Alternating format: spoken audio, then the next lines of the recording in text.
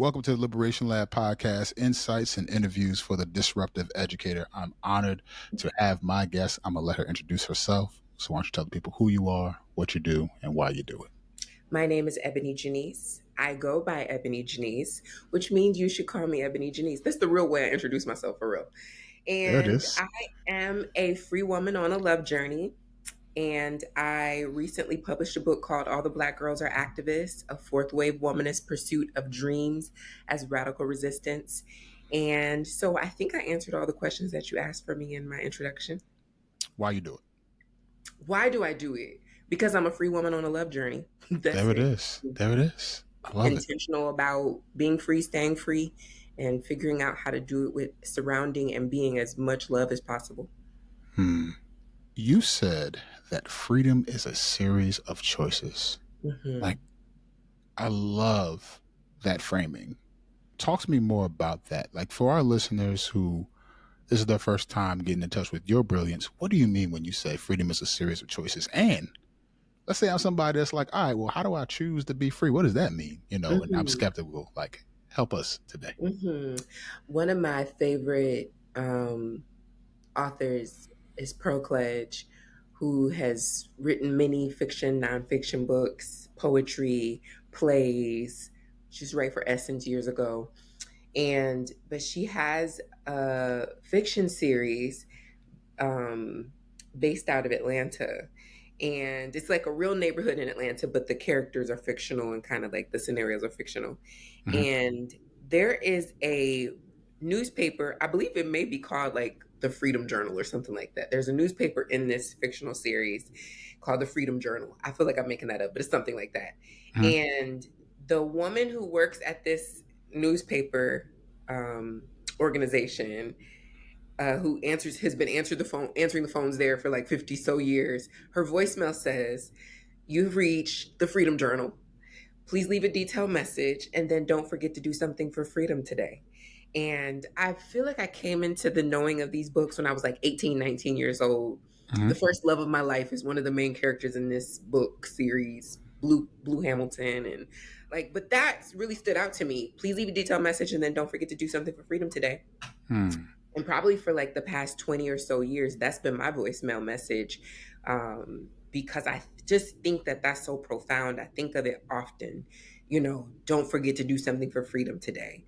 This idea that there could just be this one thing, this one choice that you make that will either enhance or put a spotlight on or get you closer to or go get you deeper into freedom. I just think that that is so profound, and it really is simple. It's Mm-hmm. We think about, activism, we think about revolution, and we think about these really big things that our Definitely. elders and our ancestors had to do. And we don't think about the fact that you could just leave a detailed message and don't forget to do something for freedom today.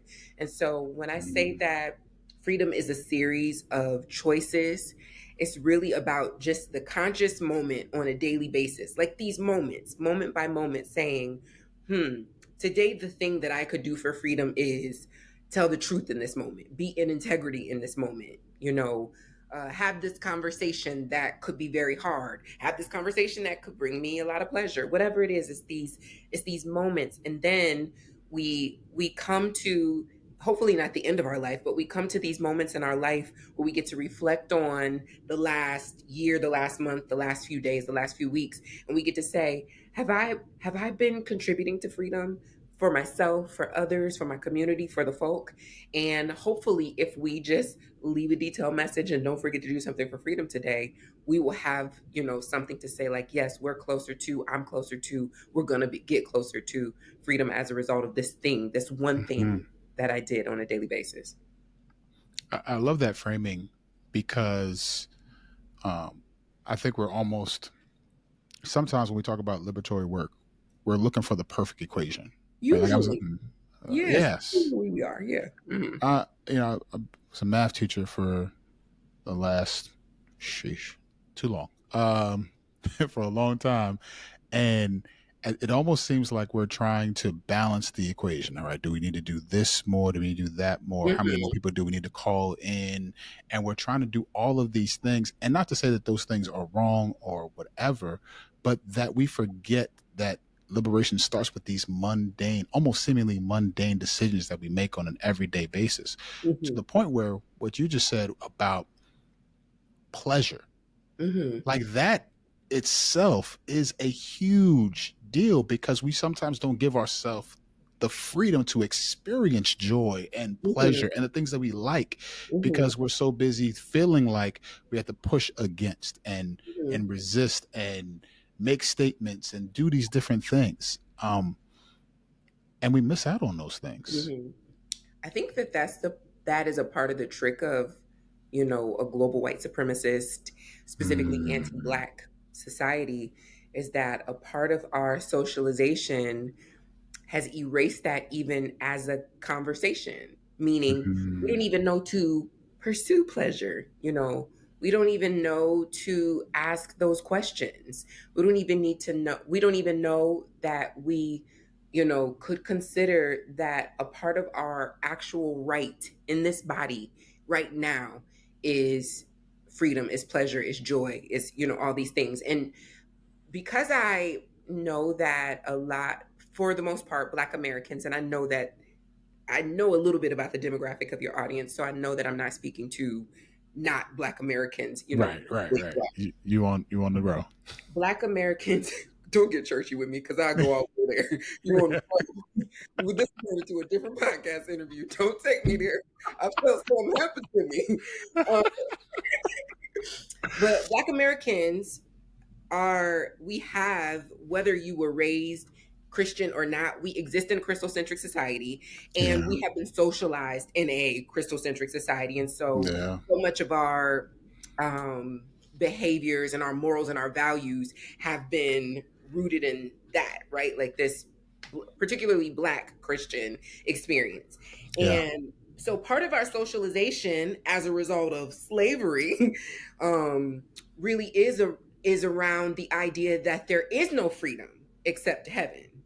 And so Hmm. we don't historically, as a result of that socialization, have a real conscious idea or way of thinking about freedom in this body. Very often we subconsciously think about freedom as something far away. So we talk Hmm. about freedom for our children, we talk about freedom for our grandchildren, we say we're trying to make it better for the next generation, we talk about, right? And then if when I go back to that Christocentric kind of framing, it's why were enslaved people so deeply invested in heaven?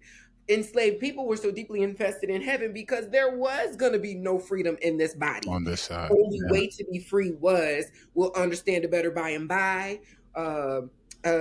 Sweet, while on others are calling, do not pass me by. Right? Bye. So much of Hmm. heaven is such a big deal, and so when you think of like the proximity, the closeness language of like for our children, and when you think about like the spiritual language in heaven we'll experience, and so what that does to us then over time is we don't have a real concept of what will it look like for us to be free now. Not someday we shall overcome, someday, not that, Yep. right? Which is Yep. more languaging in our socialization, right? Not someday, not at some point, not down the line, not just for my descendants, for me. Me. Me wants to Yeah. experience freedom in this body. I don't want to have to wait to get to heaven to experience, the joy and the pleasure and the, the this all of this things that were supposedly promised to me. I want to experience that now. And so again, I think, that leads us back to the original question. That is like that's a constant choice every day. Mhm. And in to answer like the last piece of your first question, I don't think that I really fully spoke to how do I choose that? That is the connection. It's like, oh, today is the day for me to have this really hard conversation with my boss about these Mhm. things that have been happening in the workplace or in my classroom, or or have this conversation with my students, or have this conversation with a coworker. And what there is, I have some fear about that because I'm worried that it might mean this or this for me. But I know that the only way that I will get closer to freedom, to my pleasure, to my ease, to the relaxed, whatever experience that I intend to have in this role or in this space is I'm going to have to do this thing for freedom today. I'm going to have to say this thing for freedom today. I'm going to have to make this move for freedom today. I'm going to have to close this door for freedom today. Mm, that's really good. I think even now, as you're saying that, I'm thinking about my day, and without going too deep, I had to Mm-hmm. have a hard conversation with a colleague Mm-hmm. because we were in a meeting about uh, Hispanic Heritage Month, Mm-hmm. and we totally tokenized the one Hispanic person in the room. Well, Mm-hmm. and the one that we knew was there in the room, Right, right, and right. Mm-hmm. and I'm talking to folks, and I'm like, what if we said during Black History Month we're going to have fried chicken and waffles, and we're going to enjoy some watermelon, and that's what we're going to like. All of you would be beside yourself, but yet we're sitting here talking to this woman talking about how we're going to have tacos, and that's how we're going to celebrate the culture. Like, do y'all not get that? Like, what are we Mm-hmm. doing in this moment? Mm-hmm. You know what I mean? Mm-hmm. And that was a hard conversation to have because Mm-hmm. people will then get defensive. Their inner Right, lawyer rises up and they're like, no, I was just doing it. No, I need you to understand that it's always impact over intent right. Mm-hmm. all day. Mm-hmm. And sometimes people aren't on that wavelength. So I appreciate that framing because I could even see it in my choosing Mm-hmm. of things today. If we were to go down memory lane and you were to kind of think through just your K to 12 experience, Mm-hmm. what was, I want to ask from two different perspectives. What would it be like to teach young, little Ebony Janice? Mm-hmm. One. Two, what was the experience of K to 12 education for Ebony Janice? Okay. What was it like to teach little Ebony Janice? Yeah. Similar to this one. I've been a mess for a very long time. Okay. Like, this is not new information. It's actually funny for me to think back on some of the things that I did when I was in primary school in general. Hmm. From the petitions that I started to the, you know, having to pull teachers to the side to, say, as a little girl, elementary school, I don't like that. I don't think that's fair. And I'm originally from Sandusky, Ohio, which when I was growing up there, was predominantly white, Mm-hmm. um, really drastic socioeconomic, reality where like you were poor or you were wealthy. Mm.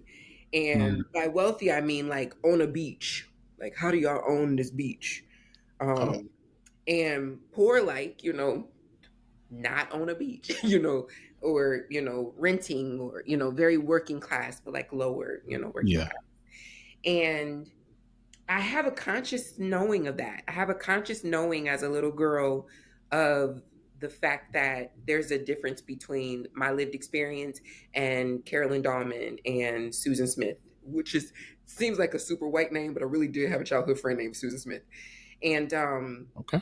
just this conscious knowing, because there were these very stark, socioeconomic, and Sandusky at the time, from a racial, makeup, was very black and white, to the point that I remember the one Mexican family Mm. that lived across the street from me, and and like that was a very culturally unique experience because everything was black and white.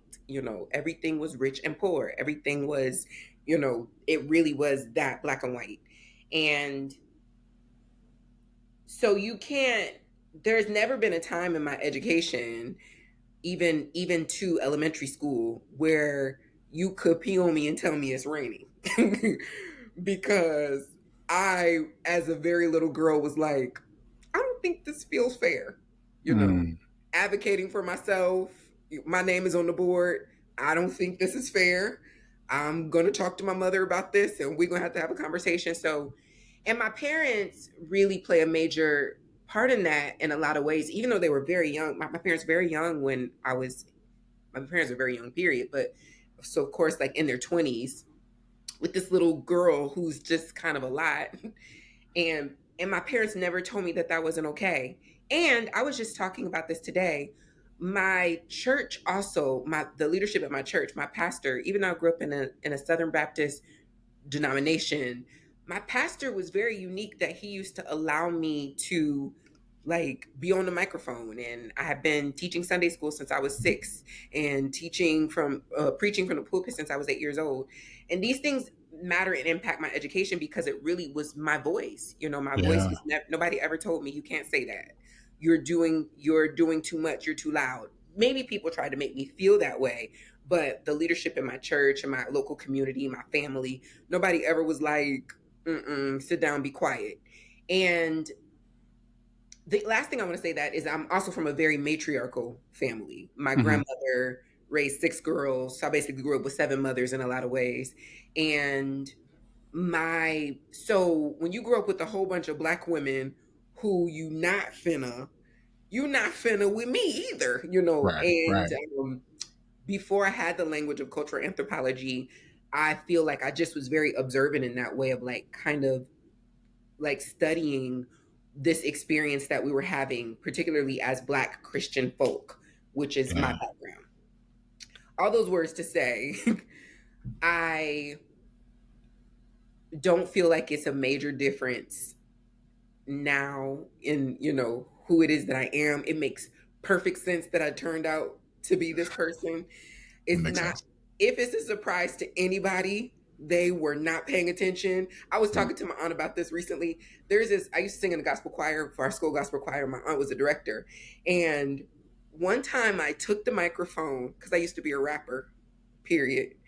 And I took the mic and started doing this rap to this song. She had closed her eyes and was directing the choir. I took the mic and started doing this rap. She opened her eyes like, what's happening?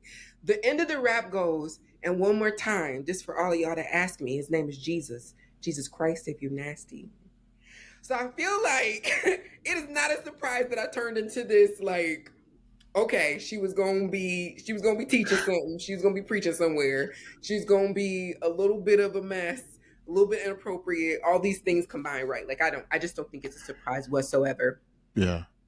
The second part of your question, please, I done ran off at the mouth so much I You feel like no, I'm you're gonna good. brief up. I Yeah. was wondering how your experience was, right? So Hmm. like you brought up name on the board Hmm. as something that sticks out to you. Hmm.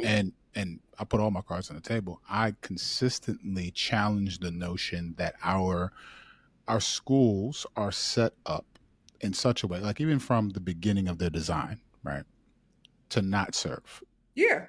us, right? At the same time, I'm in this weird space because I'm a school leader, like I'm an Hmm. assistant principal at a school Hmm. that I know is not set up for the people that walk into its doors every day. Hmm. And so um, teachers will engage in conversations with students and talk to them about all the things that they're doing wrong or this or that, or have opinions about all these things. But really, it's because these are white ways of knowing, being, Hmm. doing, existing, Hmm. and that affects everything. Hmm. And so I'm wondering if that has been your experience, especially when you reference that piece of having your name on the board and saying that's not fair. Yeah, yeah, yeah, absolutely. I have a nephew. I don't have children out of my body, but I have nephews. And my youngest nephew is in first grade now. And so he's with me quite often. He gets off the bus on my corner, so I'm with him every day after school. And when I see the feedback from teachers, I'm always like, can we acknowledge that these are babies? Like, I understand that there is a standard and there's like a place where they're supposed to be, but my first grade nephew is a baby. Like, I still have to rock him to sleep sometimes when he gets fussy. You know, it's like he's a kid. He just came out of, you know, kindergarten, pre-K. Like this kid still needs a nap if we're being reality. You know what I'm saying? He's going to school Yeah, all day, but he still needs to be taking a nap. He's wore out by the time he gets to, you know, probably third period. And yeah, so when I think back, comparing that to my own experience, for me at a young age, I really already had I think girls do tend to come into their voice a little bit earlier too, maybe than boys do, from my Mhm. own experience in school, and then also now looking at my nephews as compared to my nieces at that age. So I could advocate for myself in a different way at that age than my baby nephew can. Mhm. And also, my baby nephew is being raised by a different generation. We are less like thug thug life with our kids than maybe our parents were with us. And Mhm. so just me calling him my baby nephew is an indication of how he's much more baby probably than you would have been when you were that age, or than, certainly Mhm. than I was. Mhm. But all those things to say, I remember in particular this one experience. I couldn't have been in the first. I was in kindergarten or first grade, and I told this white boy that he had eye boogers, and I got my name put on the board for that. And I was so confused, like, why am I getting in trouble for this? He has eye boogers, which is what we call them, sleep, when you got sleep Right. in your Sleep eye. in your eye. Yeah. Thank you. So you just proved my point. It's this culturally relevant, connecting language that we know and understand. Yeah. But in this white space, that wasn't understood. So instead of trying to understand me and ask me questions, or even just use context clues, that is a thing, that maybe she says that, maybe her family says that, maybe that's what they Mhm. call it, and maybe saying, oh, eye boogers, you mean like sleep, right? Correcting me if I was wrong, or giving me other language that might be more appropriate for the space. I just got in trouble and got my name on the board. Mm. So my confusion about that was like, this is confusing. Why am I getting in trouble for this? I could not understand why I was getting in trouble for this. When I Mhm. went home and talked to my mom about it, my mom was like, they don't say, white people don't say that. And that's why. So when I went back to school the next day, I was like, I need to say that that's what my family says. That's what we call it. I wasn't trying to be mean. Like little EbonyJanice, like I wasn't trying to be mean. Yeah. Whatever. But that's just a perfect example of how like these standards of like putting the kids on different color days. Like today's a green day, today's an orange day for your child. Like you talking about the baby? The baby had an orange day, meaning you didn't have the baby's IEP still. It's the second week of school. You just got the baby's IEP. I could throw something. Yes. Just found out that the baby's IEP is that they struggle with comprehension. So you need to repeat things to them. So putting the baby on orange for the past week because he doesn't listen, duh, that's his IEP. Yeah. That's what he needs support with. And even if he didn't have an actual a tested needing additional support in this regard, Yeah. he's a baby. Of course he doesn't listen. They're Yeah. kids. They've been playing all day long. Just last year, they were at recess pretty much 24/7. First grade is not automatically like to sit down somewhere. And so I hate those kinds of standards, and I think that it's important for us both as parts of the community, as educators, as leaders, to continue to think through what did that mean and how did that impact us when we got our name on the board, when we got points taken away, when we got demerits, when we got certain color days, and why are we continuing to perpetuate that kind of harm to children whose esteem is being built or deducted or taken away from as a result of, I've been on orange all week, but this person next to me was on green all week. Are they better than me? What does that mean, right? There has to be Right. another way for us to be considering, what does it mean to learn in community and not cause harm at the same time. And I both relate to that and to think all these years later, I'm 40 years old. So how many, 36 years, 35 years since I was getting my name on the board for the first time, and that hasn't changed. That practice is still the same. That's wild to me. Still the same. That's wild to me. Like to the point where I've literally seen people advocate for that type of system of classroom management. Wild to me. Yeah. And I understand, I do want to say this too. I understand that it's not the teacher's responsibility to babysit my child or to Yeah. be babysitting children. And also, if a teacher does decide to be supporting a certain age group, there is a certain level of Responsibility. responsibility to emotional and social, upliftment of that child. And so a part of that is going to be there are times when I do need to chastise. I don't love that language, but try to support my nephews and Hmm. correcting them.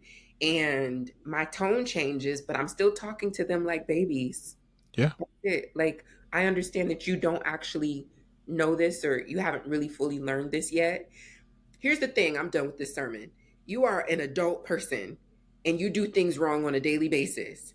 All And day. if an adult person started shouting at you, fussing at you, or putting your name on the board for the thing that you did wrong, that would be weird. So, Yes. you, an adult person who should, for the most part, know better by Yeah. now, Yeah. why would we give the same standards to a child? It doesn't make any sense to me. And it feels more harmful to the learning experience than it actually does beneficial. Hmm. The doors of the church are open for church Many. membership. Mhm. Um, I I so vibe with that because often when we have these conversations about where school is, how it almost has to be survived Mm. rather than something that you thrive in, Mhm. Mhm. right?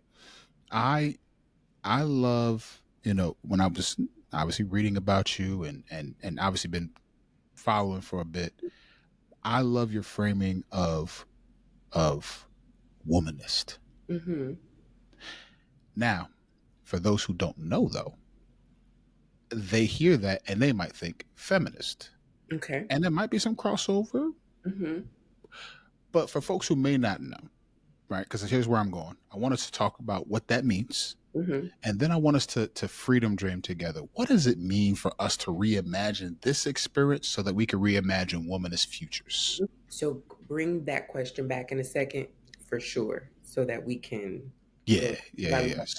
So, so what I want to ask you first is for folks who don't know, Mhm. help us get lenses for what does it mean to be a Yes. womanist? Womanism is a term coined by Alice Walker in her book In Search of Our Mother's Gardens. I feel like it's right here, as a matter of fact. That's it. Oh, well, look at that. No look on it too. Yeah, no I, look s- on it. I see you. Kobe. Not shout. I still shout Kobe anytime I do anything slightly impressive. As you should. um, so womanism is a term coined by Alice Walker in Search of Our Mother's Gardens in her book of essays. And it's a four-part definition in this particular, text. Um, that starts by talking about womanist, you know, womanists are centering Black women's, joy and pleasure, spirit. Um, but part four is, I think, it's not my favorite part of the definition because my favorite part of the definition is a part where it says, a mother says to a daughter, Mom, I'm going to Canada. I'm taking you and several other slaves with me. The mother says to the daughter, it wouldn't be the first time. So it's really this kind of intergenerational tool also that's being used to Hmm. get us closer to freedom. But the fourth part of the definition, which is one of my favorite parts of the definition, it says, womanism is to feminism as purple is to lavender. And so basically, womanism is Black women's deeper shade of feminist work, deeper shade of purple feminist work. Hmm. And what that ultimately means for me, I usually bring in Joan Morgan to kind of flesh that out a little bit. Joan Morgan wrote the book When Chicken Heads Come Home to Roost. I feel like Ah, okay. Yes. I can't reach it, but it's right there too. When Chicken Has Come Home to Roost. And in that book, she says, I always knew my feminism would be different from white women because white women don't call their men brother. So that's just one example of how womanism, particularly this Black women centered socio-political spiritual religious tool used to get us closer to freedom, or that's the way that I kind of define womanism. But this tool, even Black women's feminist work, right? Hmm. Womanism, Black feminism is the deeper connection between both our race and our gender, the intersectionality, right? um, and it's inherently intersectional. We don't have to say I am an intersectional womanist or I'm an intersectional Black feminist because it's in the language. It's already there. It's Yeah. impossible for me to not be thinking about the multiple identities that exist inside of this idea. And so yes, when people hear womanism, very often they think of feminism, and that's not, that's not us. There's anything wrong with that. Right. Womanist, those of us that do identify as womanist, and me myself, I identify as a womanist intentionally because I feel like there's more of even the spiritual, religious portion of it that I don't think that it's possible for us to become as free as we can be and will be without the spiritual element. And feminism, particularly Black feminism, but particularly feminism, contemporary feminism, isn't necessarily thinking about spirit in the way that womanism is automatically thinking about spirit. Dr. Bettina Love talks about the praxis of schooling, if you will, and how she uses the language dark children. She says we spirit murder dark children. I love her language about this. And I think about that as it intersects with what you just said. Educators everywhere, they are going to come in contact with, teach, serve, potentially spirit murder our baby Black girls, our babies. They're going to do that. And I think about what you're talking about. I think about this deeper shade. And I think about all the things that you spoke about with regard to freedom and this project of schooling being this thing that they have to survive, navigate, and look to people such as yourself to say, how do I get to freedom? If we could just freedom dream for a moment. For someone like yourself who was pulling teachers to the side and saying, that's not fair. My name should not be on that board. How could we freedom dream together for a womanist future? One of the things that I thought about, I won't say one of the first things, one of the things I thought about as you were coming to this question is an appeal to educators specifically. That when I think about, to think about on a daily basis, and this is a way that you could do something for freedom today, to think about on a daily basis who the most influential educators in your life were and why they were the most influential educators in your life. And I would be willing to wager some money that some of the most influential educators in our life were not the ones who gave us the most information. Right? I learned a lot in X class, and I even retained that information. And that was a good teacher. I'm glad that they taught it like this because I still have that information. It is impactful to me to this day.